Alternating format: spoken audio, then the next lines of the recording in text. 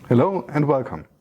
We at ModuleWorks are always thinking about the challenges that our partners in the manufacturing industry are facing. Fabian, can you tell us a bit about those challenges?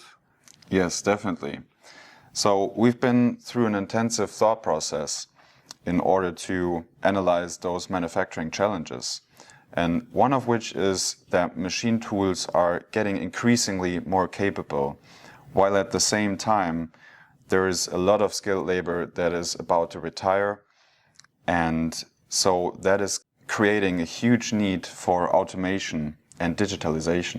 Yeah, so if you would like to know more about this thought process that we had and find out more about the solutions that we offer our partners, please visit us at our new Digital Factory website or visit us at EMO.